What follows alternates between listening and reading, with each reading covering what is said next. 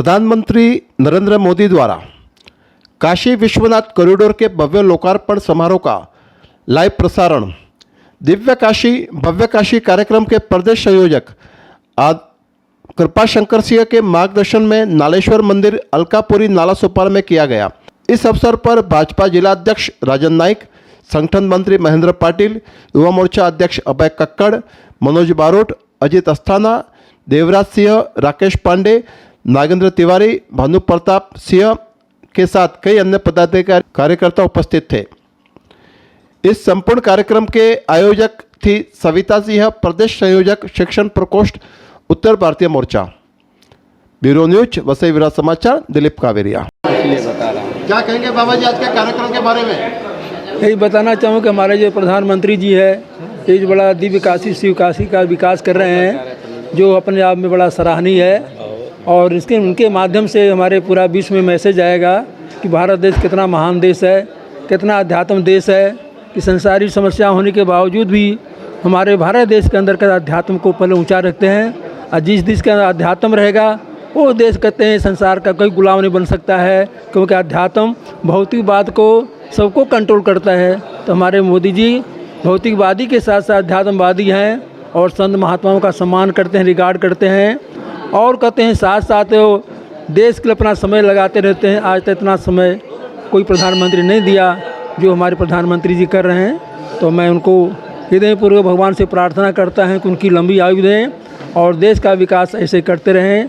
और जिनके रहते हमारे देश में जो मंदिर, गुरुद्वारा और जो भी सब रहेंगे, जब कब रहेंगे हमारे सब नेता जो ऐसे लोग रहेंगे तो उनके ही प्रयास से हमारे देश में सब सुरक्षा रहेंगे, संत महात्मा लोग सुरक्षित रहेंगे और अपने विचारों को प्रचार कर सकते हैं। आज समाज के अंदर विवेकानंद क्यों नहीं पैदा हो रहे हैं, क्यों नहीं हमारे देश के अंदर नचिकेता पैदा हो रहे हैं, झांसी की लक्ष्मीबाई क्यों नहीं पैदा हो रही है। हमारे देश के अंदर अध्यात्म विहीन होता जा रहा है। जो हमारा देश अध्यात्म से लगा रहेगा तो हमारा देश कहते हैं फिर खोई गरिमा को लाएगा और भारत देश अध्यात्म के द्वारा विश्व का गुरु बनेगा और समाज के अंदर सद्भावना फैलाएगा। इसलिए हमारे संतों का नारा रहा है कि धर्म की जय हो, अधर्म का नाश हो, प्राणियों में सद्भावना हो, विश्व का कल्याण हो, विश्व का कल्याण हो। तो सबसे पहले सद्भावना हमारे अंदर आना चाहिए। और भगवान शंकर जो ध्यान किया करते थे, मेडिटेशन करते थे, उस मेडिटेशन को हमको भी जानना पड़ेगा, उस महामंत्र को जानना पड़ेगा जिनके माध्यम से उन्होंने काशी को उपदेश दिया। तो शरीर को भी काशी कहा गया, मन मथुरा दिल द्वारका काया काशी जान, 10वां द्वारा देहरा यामे ज्योति पहचान। ये शरीर भी काशी के अंदर आत्मा के रूप में भगवान शंकर विराजमान है। आँख बंद कर ध्यान करें पद्मासन में, वो ध्यान क्या है उसको हमें संतों से पूछना चाहिए।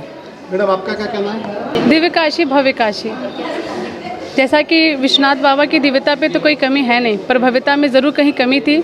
जो हमारे पंत प्रधान श्री नरेंद्र मोदी जी ने जो इतना बड़ा संकल्प उठाया और काशी जी के श्रद्धालुओं के जो भी कठिनाइयाँ थीं उनको दूर करने का संकल्प लिया था और आज ये संकल्प पूरा होने जा रहा है, पूरा हो गया।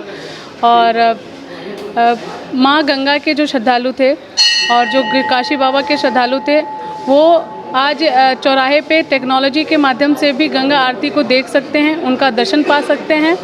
तो हमारे मोदी जी हिंदुत्व को बढ़ाने के लिए बहुत बड़ा काम किए हैं और हम सभी हिंदुओं को एक होने की आवश्यकता है, अपनी संस्कृति को जगाने की आवश्यकता है।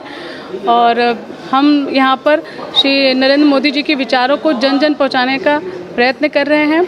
और आज का कार्यक्रम हमारे श्री कृपाशंकर सिंह जी जो कि प्रदेश संयोजक हैं दिव्य काशी भव्य काशी के, उनके मार्गदर्शन में और हमारे पूर्व मुख्यमंत्री श्री देवेंद्र फडणवीस जी के मार्गदर्शन में ये कार्यक्रम संपन्न करने का पूरा प्रयत्न किया है। विरोधी दलों का आरोप है कि काशी ही नहीं संपूर्ण भारत पर ध्यान तो नहीं जा रहा है मोदी जी का। नहीं, संपूर्ण भारत पे मोदी जी का ध्यान है। आप बस कहते हैं ना कि हमें विचार करने और देखने की ज़रूरत है।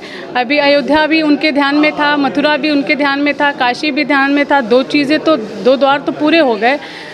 आप कश्मीर में इतनी सारी जो एक्ट हटे हैं, तो बहुत सारी जगह उनका ध्यान है। बस लोगों को देखने की आवश्यकता है। आज अगर हम ध्यान दें तो मोदी जी ने इतनी सारी योजनाएं बनाई हैं कि अगर हर योजनाओं का लोग इस्तेमाल करें तो कोई गरीब नहीं रह सकता, चाहे वो महिला वर्ग हो, चाहे वो वृद्ध लोग हों, उनकी पेंशन योजना, बहुत सारी योजनाएं हैं जिनको गिनाना एक लंबी लिस्ट है।